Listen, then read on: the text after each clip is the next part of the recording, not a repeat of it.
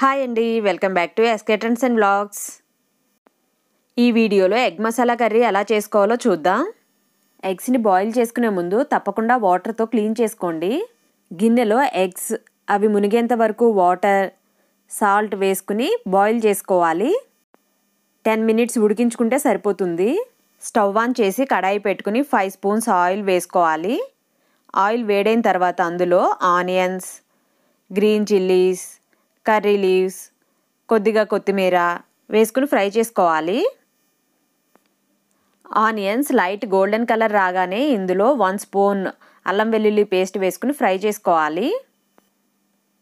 అల్లం వెల్లుల్లి పేస్ట్ పచ్చివాసన పోయే వరకు ఫ్రై చేసుకున్నాక ఇందులో 2 మీడియం సైజ్ టమాటోస్ కట్ చేసుకున్నవి వేసుకోవాలి.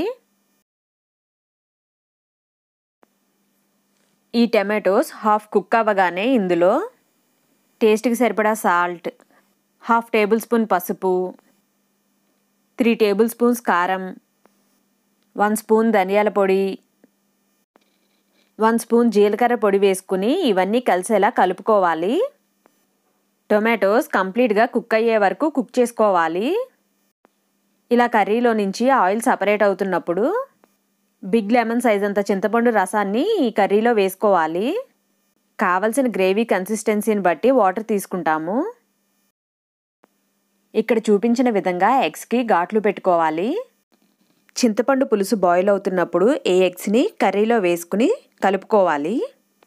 ఎగ్స్ వేసిన తర్వాత లో ఫ్లేమ్లో కావలసిన కన్సిస్టెన్సీ వచ్చేంత వరకు కుక్ చేసుకోవాలి.